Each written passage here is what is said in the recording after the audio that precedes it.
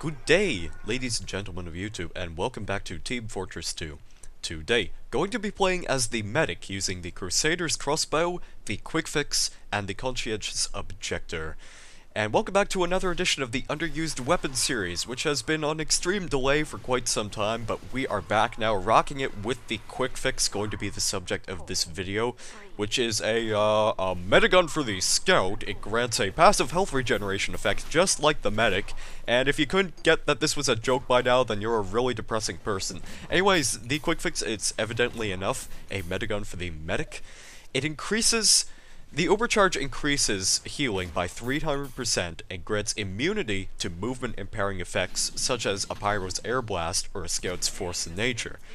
The healing rate is increased by 40%, the overcharge rate is increased by 25%, minus 50% max overheal, and if you latch on to a scout or an explosive jumping class, then you'll move at the speed of them as well as jump at the same height as them. So let's say I rocket jump with a soldier when I'm healing him, then as long as we can time it perfectly, then we will be able to rocket jump to great heights, just like without using a medic.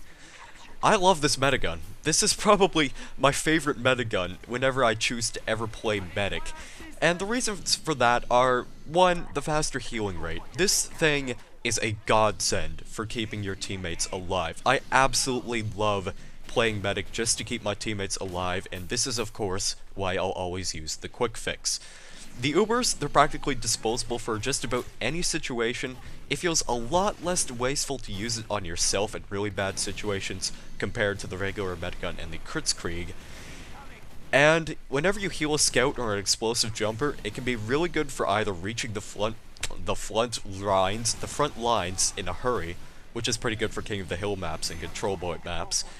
And lastly, the Uber, it can be used on practically anybody. The scout, the sniper, the spy who is not on your team. You control your own team by getting them backstabbed, but of course you could really do that with any other medigun, but you get the idea.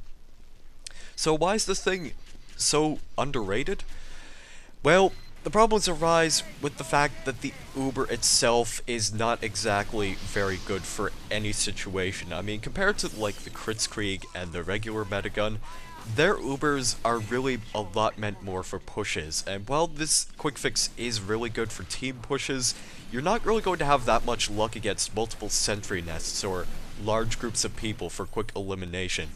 Of course, you could still Uber classes that don't normally get Ubered, like a scout or a sniper, but really, you're better off just trying to escape from that sort of situation rather than stay and fight.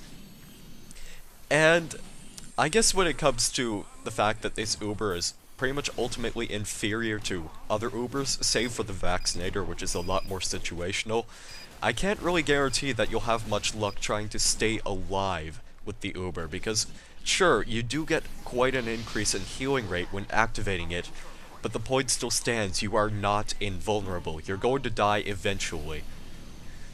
So, the conclusion here for this weapon? Well, it's good for defensive games, like Payload and Attack and Defend, and it's also pretty good for King of the Hill. For Control Point maps, I don't know, I mean, you're probably better off saving something like a more serious Uber, or even using the Vaccinator for that matter, which is probably something, again, I'm going to have to cover at some point.